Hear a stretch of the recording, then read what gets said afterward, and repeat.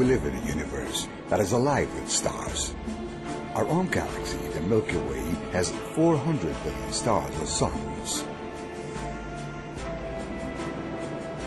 There are at least 100 billion solar systems just in the Milky Way. And there are billions of galaxies like ours. The Earth is like a tiny grain of sand on a huge celestial beach, and this isn't the only beach. Why would there only be life on Earth? MC Castepol presents. Hola amigos, soy Sixto Paz. Hi my friends, I'm Sixto Paz Wells. I was born December 12, 1955 in Lima, Peru. My father used to research UFOs before I was born, so I was raised in an environment where the subject was common.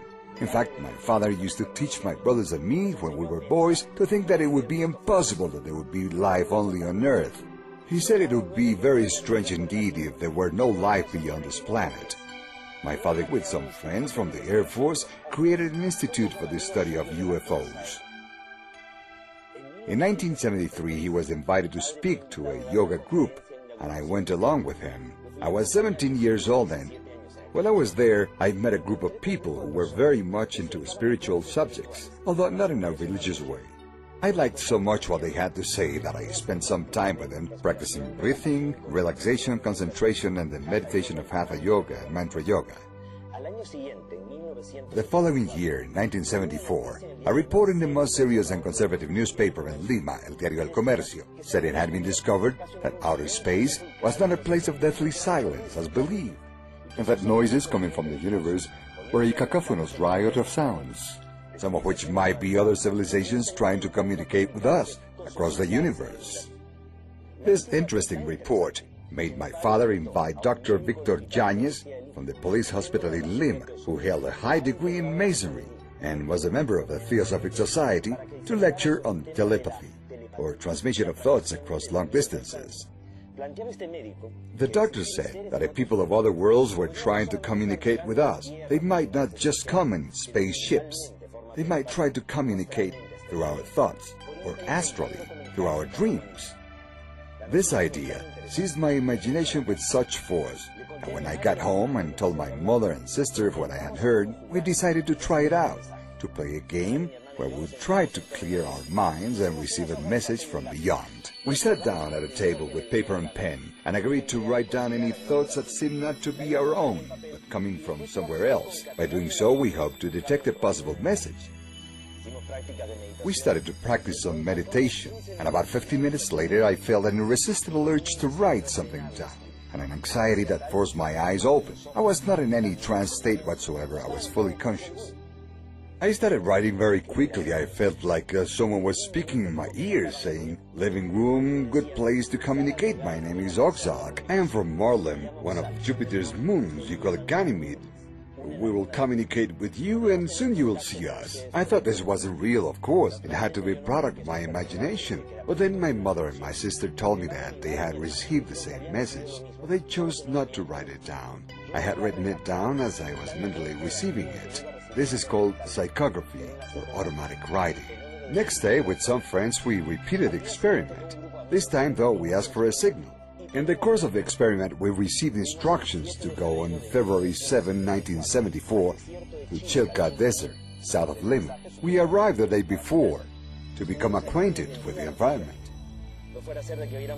We didn't want to confuse a meteor, satellite, or airplane with the expected sighting. After darkness fell, suddenly there was a strange brightness. Behind the mountain, everything was lit as if it were daylight. All of us saw a glowing object moving along the mountain crest. When it stabilized on the right side of the horizon, the members of our group started asking each other, "Do you see it?" "Yeah, I see it too." "What is that light?" As it started to descend, it hovered at an altitude of some 80 meters. It projected a light as bright as the midday sun. It was shaped like a disc and had a dozen small windows.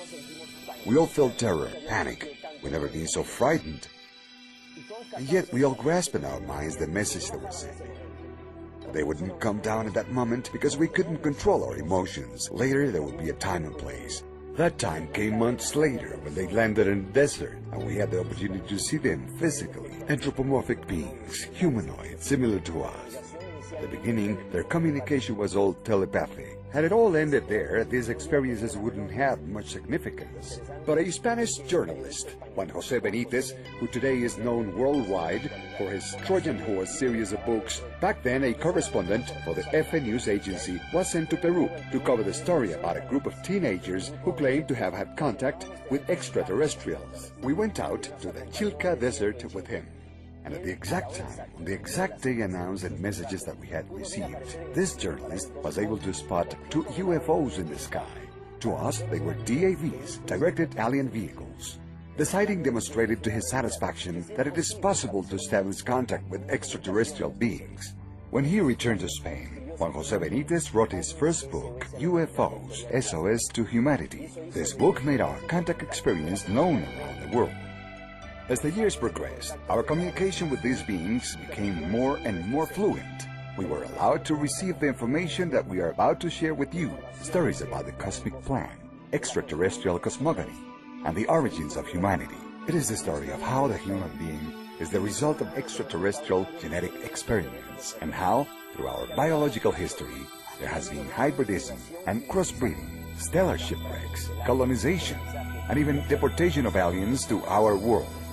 Without considering the extraterrestrial link, human history doesn't make sense.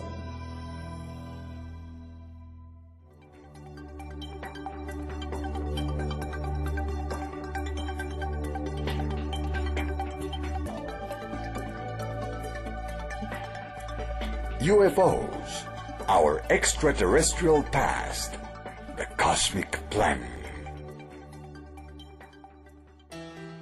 In the early 70s, there began to appear in the south of England a series of mysterious patterns imprinted on field grains. These markings were referred to as agroglyphs, or crop circles. They always seemed to appear at harvest time and on grain fields. In the Middle Ages, the same phenomenon in harvest fields was recorded. The patterns appeared, and at the time they were considered to have been made by the devils, by the fairies. They were called fairy circles, and the people were warned that whoever walked inside them ran the risk of disappearing. When these patterns began to show up in the 70s, at first they were simple figures, circles, triangles, and rectangles. When they were just circles, it was first thought it might be a geomagnetic phenomenon, or the result of whirlwinds or small tornadoes. But when the figures started becoming more complex, more beautiful and larger, there was really a compelling interest in investigating them. This interest increased even more when researchers realized that the spikes of grains were folded.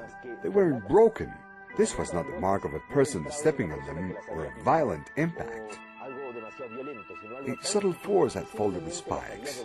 There was a strange sort of mutation in the crystals of the grains, suggesting that a magnetic force or some type of energy had made the figures. It appeared to be a message from the heavens to us here on Earth.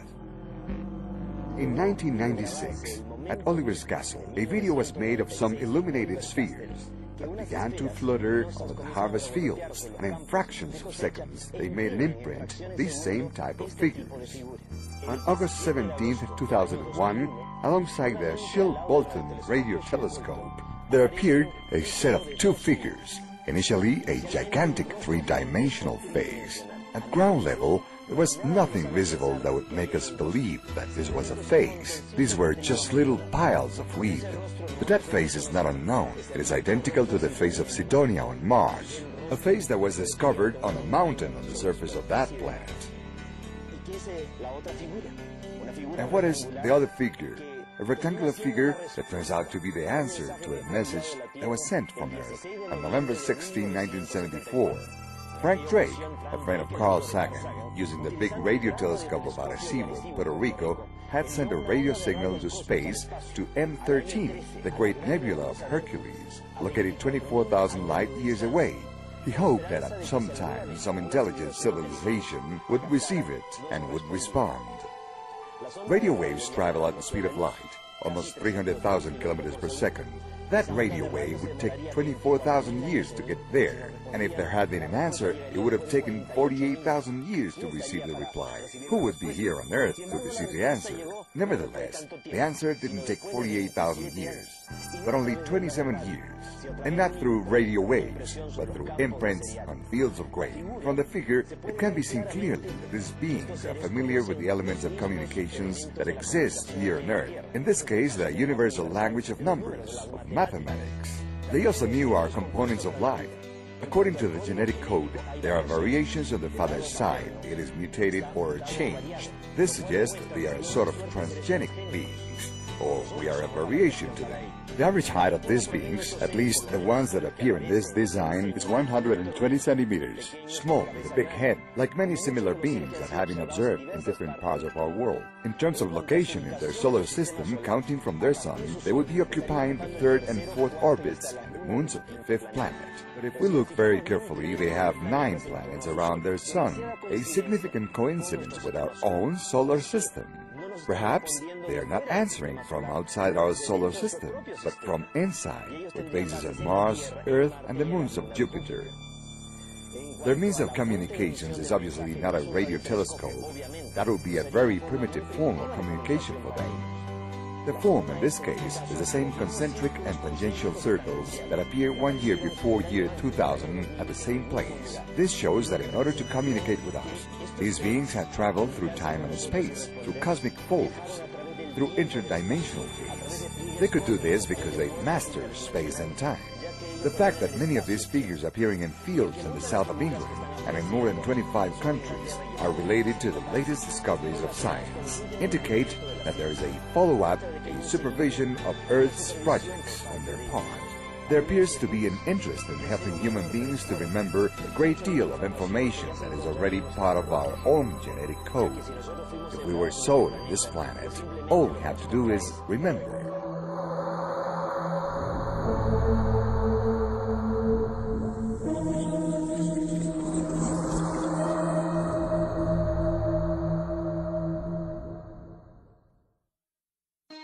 Little by little, scientists have been discovering that there are multiple dimensions, that we are multidimensional beings. We live in a material universe of 7 dimensions, and to act in this material universe, we have 7 bodies. One of them is the dense physical body. Then there is the astral body, which is the one of the emotions and desires, joined to the physical body through an energy umbilical cord known as the silver cord, which is broken when a person dies.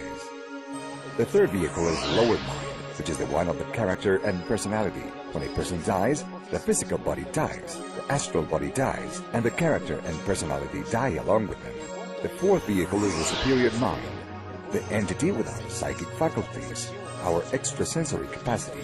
The fifth vehicle is the soul, the gathering place of our experience in past lives. The sixth vehicle is the spirit, which is our consciousness. The seventh vehicle is the essence. There are 7 bodies to act in the 7 dimensions of this material universe. Beyond the 7th dimension, like music in a superior octave, there is a universe parallel to this one, not a material one, but a mental universe, and the beings that originate there are the ones we know as angels, archangels, thrones, principalities, cherubs, seraphim, powers, dominations.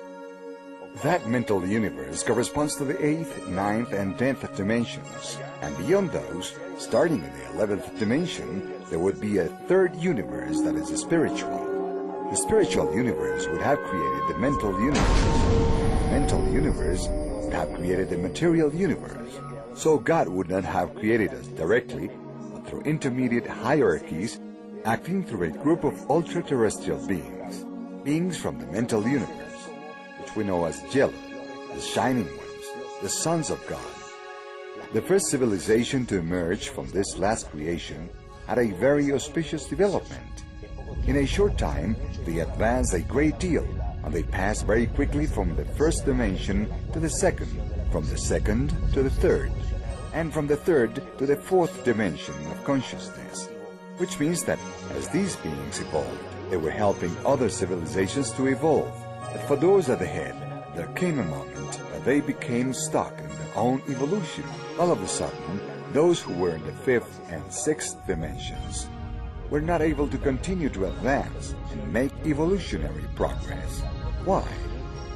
The first three vehicles, the physical body, the astral body, and the lower mind, constitute what we know as the material consciousness plane.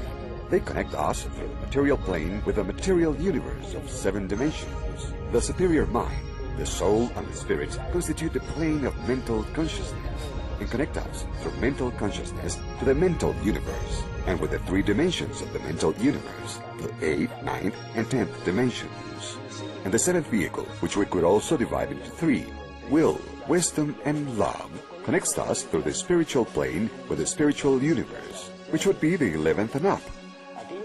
Those civilizations that have reached the 3rd, 4th, 5th, and 6th dimensions of consciousness not only have evolved on the material plane, but also at the level of mental consciousness.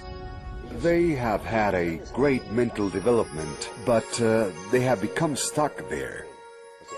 They haven't been able to contact the spiritual consciousness, because those who were their guides or teachers were beings of the mental universe. They fostered the evolution and development of the first civilization, this last great creation. So if the pattern and source of reference of the teachings had some limitations, these limitations become evident in the evolutionary development of civilizations. Their evolution process stopped. During the contact experience, the extraterrestrials related how a cosmic gathering had taken place, in which the ultra-terrestrial beings of the mental universe and the Jelle, the creator parents, engaged in a dialogue in order to discuss what mistakes had been made during this last creation.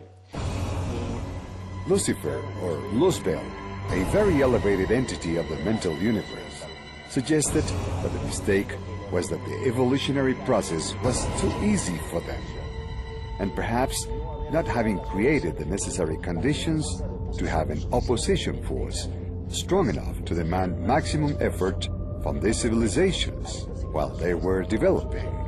Lucifer suggested introducing dissociative entities from the mental universe into the material plane to act as demons, making the evolutionary process very difficult. This would re-establish the original rules.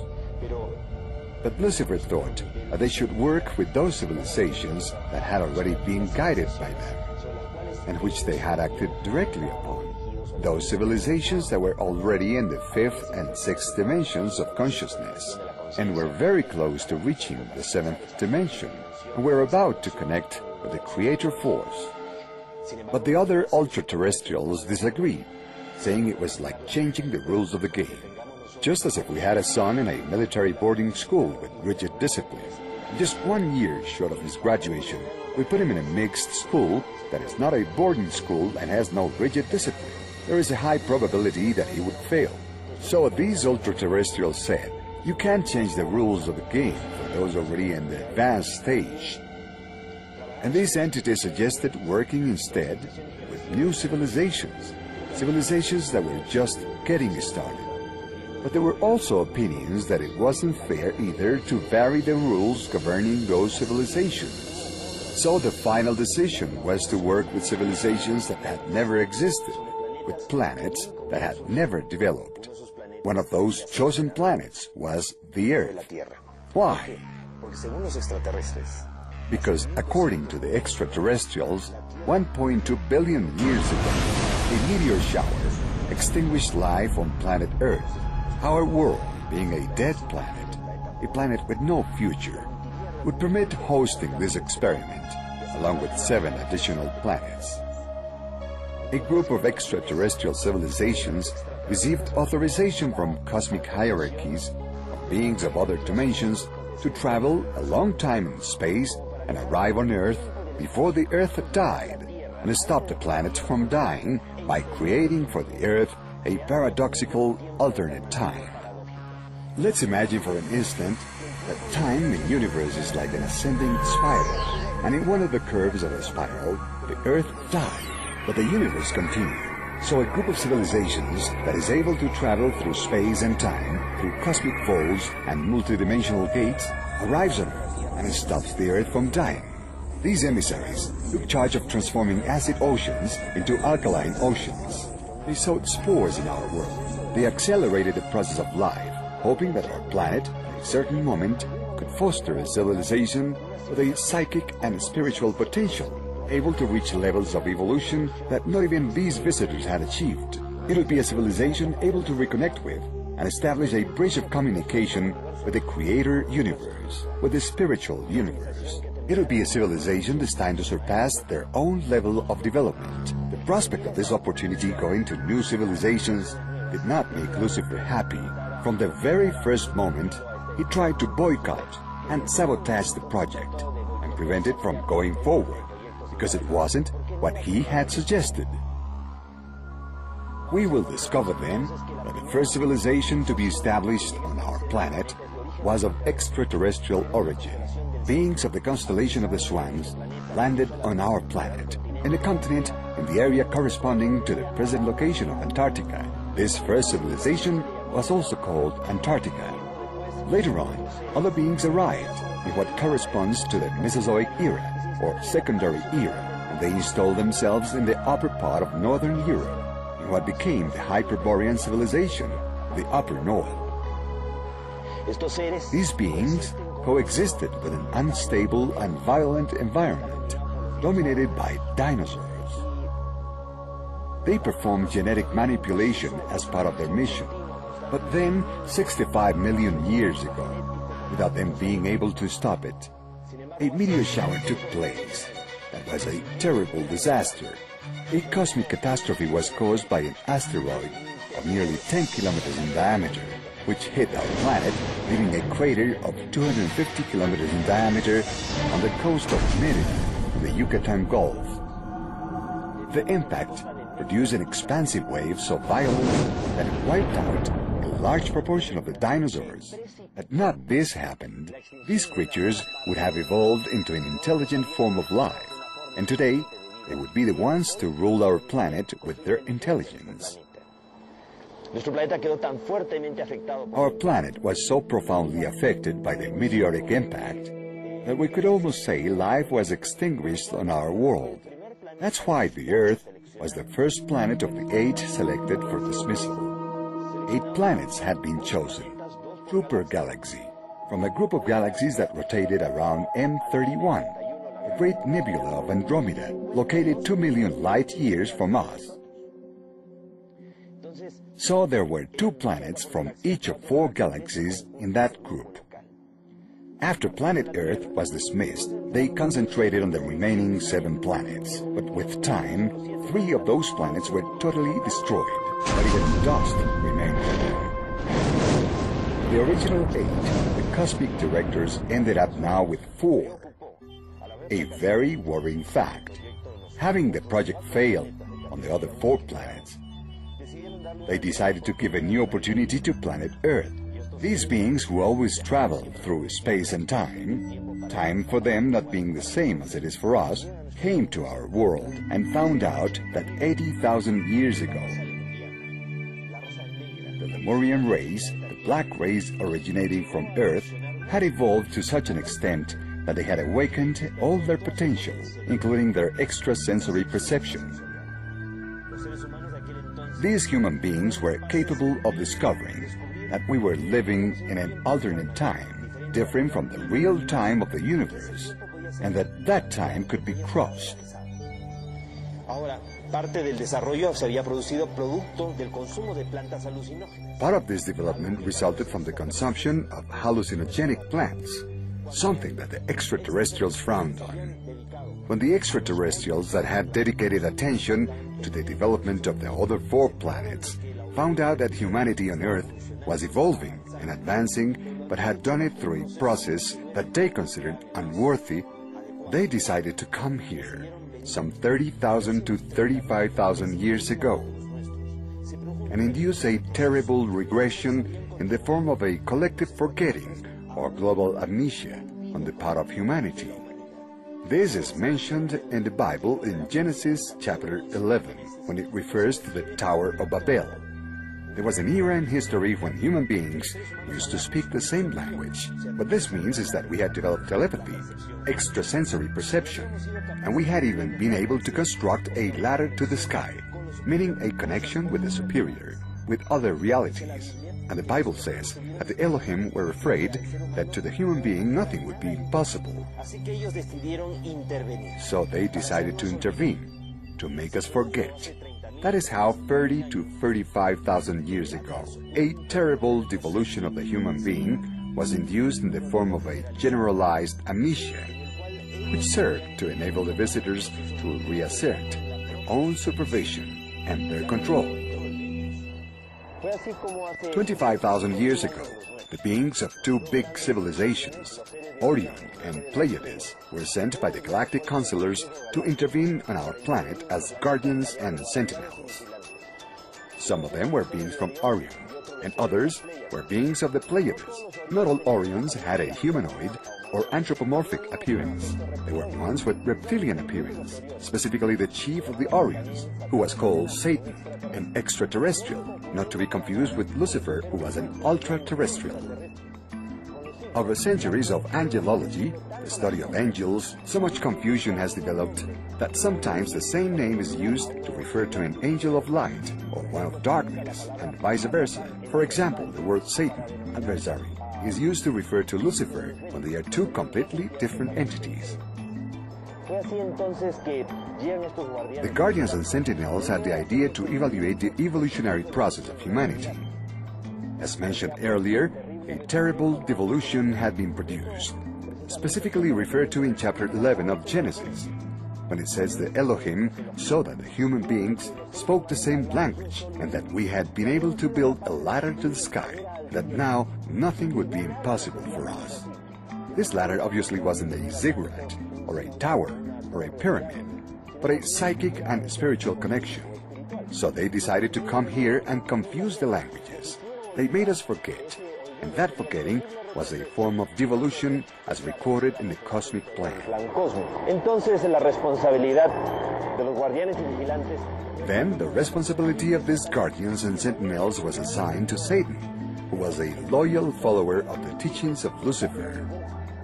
Satan took a moment to consider that if the project had failed in the other 7 planets, and that if here the experimenters had lost control of the experiment from the beginning, it could jeopardize the cosmic status quo, the established order. The best thing to do, he reasoned, was cancel the project and end it so that the experiment would not continue in our world. Not all the Guardians and Sentinels were in agreement with Satan's point of view, and some of them stayed loyal to the cosmic plan, while others turned against it. Thus, a tension and crisis arose among the Guardians, initially on the theoretic level, but subsequently became a real war of the galaxies, whose echoes still resound throughout the universe. The Bible tells of the war between the sons of light and the sons of darkness, the war of the angels. The Mahabharata and the Ramayana talk about the true war of galaxies, with our world as a neutral scenario of their battles. At the end, the leaders of the opposition were subjected to extradition to Earth. They didn't want to come to help us. They were forced to come here. Even though not all the Orions participated with the dissidents, and many of them remained faithful to the cosmic plan, they were replaced by beings of Sirio, a greater clan, who along with the Pleiadians remained as guardians and sentinels. Those Orions who remained loyal were sent to the moons of Jupiter, and they remained there in mining colonies observing our planet, with hopes that someday they could act as planetary instructors and compensate for the damage that their fellows had caused us, or vindicate themselves as a civilization. Those beings that were deported here to the Earth should have changed their attitude, but that didn't happen. From the very first moment, they declared war to the death against humanity, and they tried to keep the cosmic plan from proceeding, so that humanity would not reach a level of evolution that they didn't want, or that they feared that the humans could achieve. They constituted a secret world government, fearsome and negative. These satanic forces started to conspire terribly against humanity, being accustomed to living for thousands of years outside our world. they prematurely became old and died, becoming trapped in a fourth dimension here on our planet. Throughout history, they have influenced many human beings, persons with weak character and weak will. They connected these persons to politics, religion, and economy, to the leadership of the military, and to fashion and music, in order to sow worldwide chaos through these human agents and lead the world to its own destruction. The extraterrestrial beings of this terrifying and negative planetary regime are the ones who also somehow had influence over the Pleiadians to commit the serious transgression of having sexual relations with human beings on Earth. It was Semyasis, the boss of the 200 Pleiadians, who had sexual contact with the human beings. This is mentioned in Genesis chapter 6, when it says, "When the men started populating the earth and producing children, and the sons of God, the angels of heaven, seeing before their eyes that the daughters of men were beautiful, took as many as they wanted, and with them they procreated the ancient heroes of the past." That is how these 200 extraterrestrials had sexual contact and produced hybrids, mestizos, and were reunited in a group of 10 islands, the largest of them, Dondo Island, in the Atlantic Ocean. There they established their capital in Poseidon and Poseidopolis. As Plato mentions in his dialogues, Critias and Timaeus, as well as in the Republic. Such was the knowledge and technology received from the extraterrestrials by the Atlanteans that it allowed them to develop large experimentation labs. They manipulated the brains of dolphins and whales, contributing to the advancement of these two creatures. They also allowed the Atlanteans to travel beyond our world, toward the stars. They had the intention of establishing colonies on Maldek, Termi, Yoma, a planet that would have existed between Mars and Jupiter, and they would use Mars as a springboard to get there, because this would permit the Atlanteans to get far away from the evolutionary process of their planet and wouldn't affect it. They were allowed to pursue it. This is why we found a huge phase on Mars, discovered in 1976 by Viking 1 and Viking 2 in the Sidonia zone. Pyramids were also discovered in the Liceo zone, or what appeared to be ruins of large cities in the Utopia zone. The Atlanteans coexisted underground on Mars with the Martian race that would have received the Atlanteans with curiosity. The technology these Martians received and the great advancement developed by the Atlanteans led to the gradual decimation of the Martian civilization. It also attracted an asteroid of erratic orbit called in those times Marduk. It would have crashed against Terma, Yoma, or Maldek, and the resulting meteor shower would have rained destruction on the colonies of Mars. That same meteoric shower would have reached the Earth, first making impact on the Moon. The Earth trapped two big fragments that remained for a time as additional moons, meaning that at a certain moment of planetary history, we had 3 moons. Those additional moons would subsequently have been absorbed by the Earth. One of them crashed in the Pacific Ocean, leaving as an imprint the Philippines basin of 11 kilometers in depth. Later, the other moon fell in the Caribbean, leaving as impact the Puerto Rico basin of 9 kilometers in depth.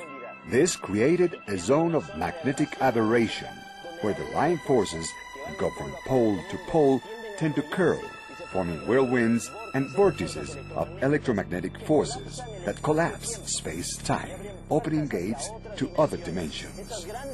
These great destructions would have caused the last major glaciation, 11 to 12,000 million years ago, and would have covered the Antarctic with ice. The Antarctic was a continent that was going through the last period of Lemuria, the period of Mu.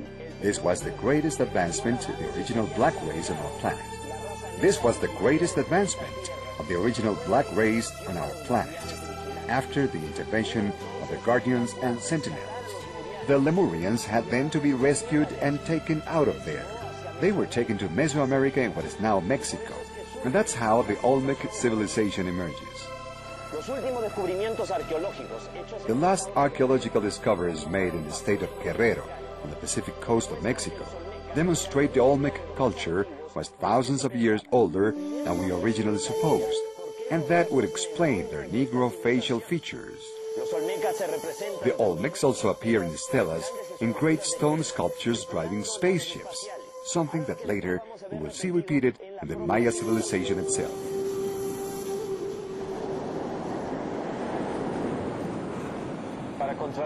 To counteract the nefarious effect of all these negative influences, 32 beings from 32 different civilizations were sent to Earth and landed in the desert of Gobi in Mongolia and founded the mythical Shambhala, the capital of the Dagartha kingdom of the extraterrestrial world. A web of tunnels and galleries was established, where large deposits and files of knowledge of the lost history of humanity reposed, in hopes that someday men of goodwill could have access to such knowledge. We could all awaken our consciousness and remember the mission that has been assigned to us in the cosmic plan. Learn to love and teach others to love. Love in its supreme exaltation, in its essence. After the disaster that supposedly destroyed Atlantis in the last period of Lemuria, the extraterrestrials, the Guardians and Sentinels, decided to accelerate the process of humanity, and that's how they concentrated their efforts in Mesopotamia, where the Sumeria project emerged.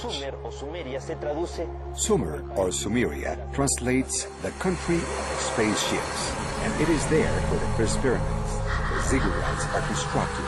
They were not astronomical observation towers or temples.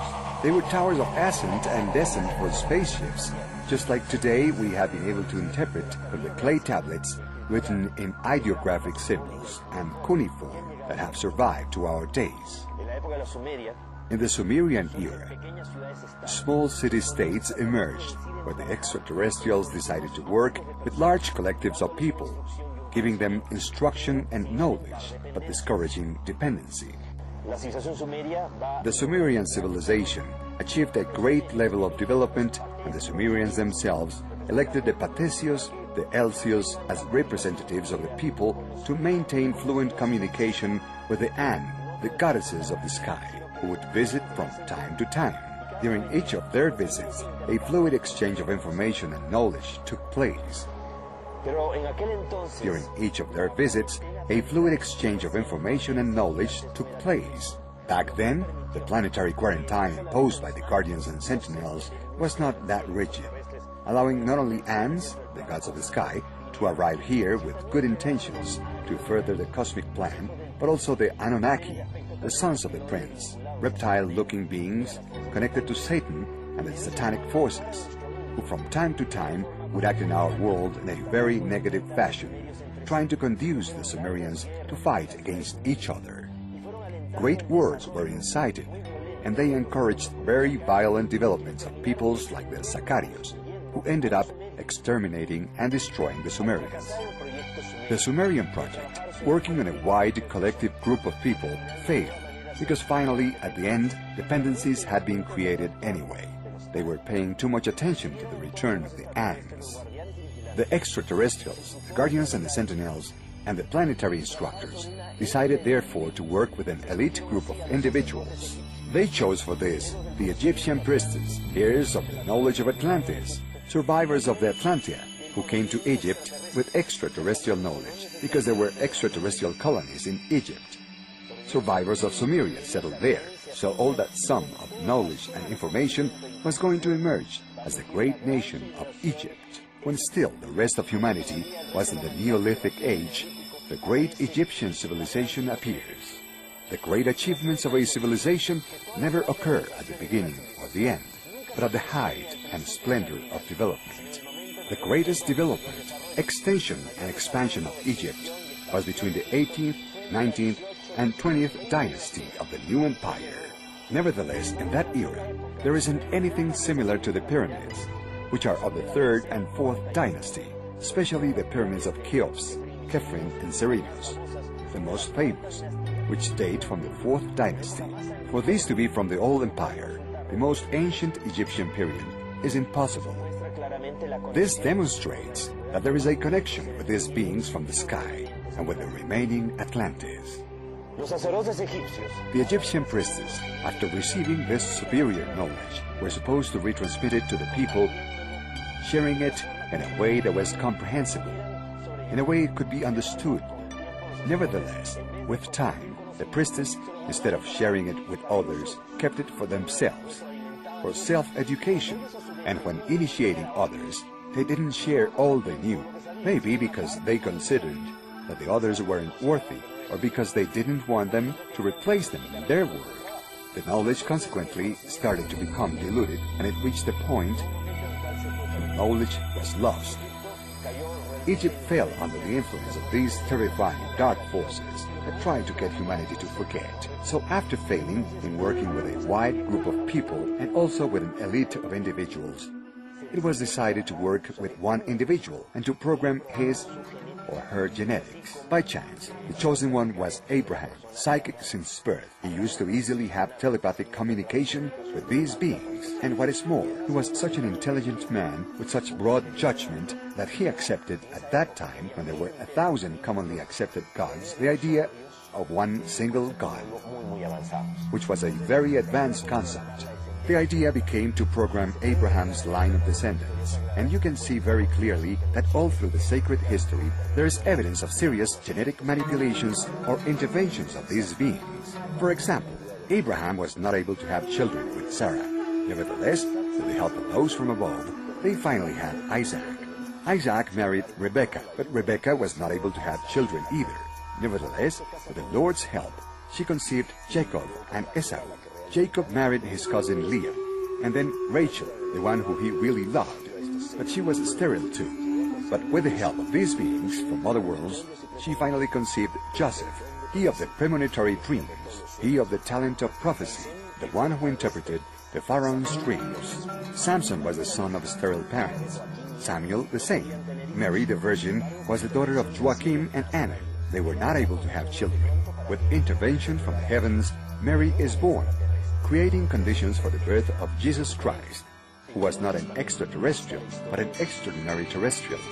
The New Testament tells the story of Jesus. Jesus had been a person, a human being on the earth, who through multiple reincarnations on this planet had reached a high evolutionary level. He did not need to reincarnate. However, out of love for humanity, he accepted his destiny to come back. He prepared himself for his 3 years of public life in such a way that a cosmic symbiosis took place in him, a transmigration, by which a being from the category of the sons of God, a angelic, a shining one of the creator parents named Michael, fused with him, coexisted with him during those 3 years, keeping him company in the realization of his great mission. What did this great mission consist of? Specifically to teach humanity that love is the strongest force in the universe, capable of overcoming everything and transforming everything, including overcoming death, understanding love as respect, tolerance, and forgiveness among human beings. The day will come, according to the Apocalypse, that humanity will have access to a certain knowledge that was hidden for ages. When this knowledge emerges, the forces of darkness will become subject to humanity for 1,000 years. At the end of the 1,000 years, which begin on the 22nd of December, year 2012, a new millennium will start. And at the end of that millennium, it is believed that humanity will take the side of the forces of light in a last great battle, the Battle of Armageddon. But what would happen if at the moment humanity finds out that we have been victims of a cosmic conspiracy in which extraterrestrials and ultra-terrestrial forces, our creator parents, and even our older siblings have conspired against humanity? What would happen if in that moment, instead of humanity struggling against the darkness, in a supreme act of love we say, "Father, forgive them, for they were mistaken"? They tried to prevent the evolution of man on Earth, and on the contrary, they made man of greater value and greater significance. Such was the pressure on the coal, meaning humanity, that the quality of the diamond is excellent. In this moment of forgiveness, a cosmic redemption of the Earth will be sealed. What is expected to happen in the following years? Humanity will access knowledge that was hidden. A wealth of information will come to light. Information that has been hidden by the governments and by religions. The enlightenment will be so profound that many people won't be able to resist it. Among the things that humanity is going to discover is that we are in an alternative time, paradoxical, that we are not in real time, and that we are getting closer to a reconnection, a synchronization of times. In the months and years following December 22nd, year 2012, we are going to see a speeding up of psychic potential in dreams and consciousness. Great transformations in the planet will take place at the ecological and climatic levels, including natural catastrophes of tremendous impact. Why? Because the Earth is getting closer to a great planetary labor. The Maya civilization wisely anticipated this. They considered that starting in the year 2003, each year symbolically will be like a month of pregnancy, leading to a great planetary birth. That great labor has been foreseen as taking place between now and December 22nd, year 2012. Will humanity be capable of fulfilling the great mission that it has been assigned? Will we really be capable of all-important moment of cosmic forgiveness? How will we be capable of such a gesture if prior to that we are not able to exercise tolerance and to forgive and accept our family and others the way they are? Today, the terrifying forces are trying to encourage whatever it takes to destabilize our civilization. Racial hate, ethnic hate, religious struggles and confrontations. We are at the most propitious moment in human history to demonstrate a real spiritual level in our striving for unity and diversity. We should emphasize everything that unites us and not what separates us. Remember that we are human beings and our home is planet Earth, a planet predestined to be the light for others, the light of the cosmos. We are not the center of creation, but we are at the center of a cosmic expectation. Otherwise, so many extraterrestrial civilizations wouldn't have been coming since immemorial time to our world. We are living the most extraordinary moment of human history, a great defining moment. It is also the time of a great awakening. Either we succeed at passing through these events, or we will simply not achieve the goal. Not a lot of people are needed to change the world. The Hopi Indians, or Pueblo Indians, talked about 144,000 sun dancers who had to remain dancing through a night of darkness to ensure the birth of the next day. The Apocalypse teaches us about 144,000 people who washed their clothes, meaning that they awoke their consciousness. Relatively few people are needed to change the world. What is needed is that all those people who are evolving and growing give their best and remain constant and committed to the process of change. Let's remember that we live in a universe without limits. The only limit is our own ignorance. Don't believe anything you have heard. Think, reflect, but the most important thing is to feel, because the truth is inside of everyone. Ya que la verdad está dentro de cada uno.